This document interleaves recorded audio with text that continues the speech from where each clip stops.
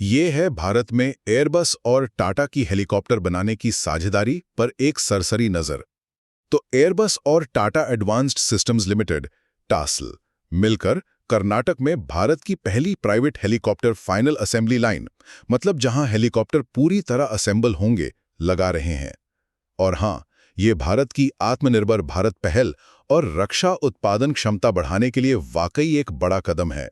पहला पॉइंट देखिए, ये सिर्फ हेलीकॉप्टर बनाना नहीं है।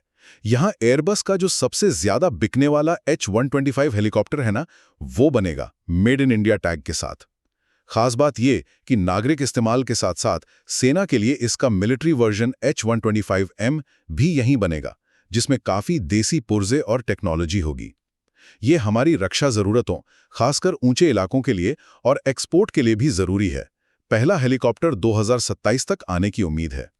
दूसरा, ये पूरा प्रोजेक्ट सरकार की आत्मनिर्भर भारत नीति और नई डिफेंस एक्विजिशन प्रक्रिया DAP 2020 के हिसाब से है। अब ये DAP, जो रक्षा खरीद के नियम हैं, वो देसी डिजाइन, डेवलपमेंट और मैन्युफैक्चरिंग यानी IDDM को बढ़ावा देती है।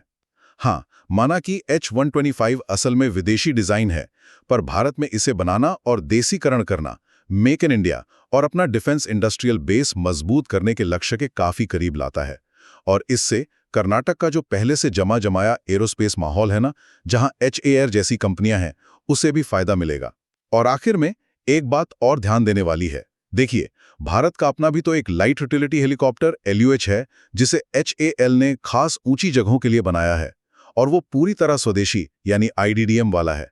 अब एयरबस तो कह रहा है कि उनका H-125M पुराने चीता चेतक का बढ़िया रिप्लेसमेंट है।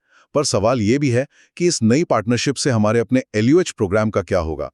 मतलब ये दोनों साथ साथ कैसे चलेंगे, ये देखना होगा। तो कुल मिलाकर टाटा एयरबस का ये कदम भारत के एरोस्पेस मैन्युफैक्चरिंग में एक नया चैप्टर है, जिसका असर डिफेंस और सिविल एविएशन दोनों पर पड़ेगा।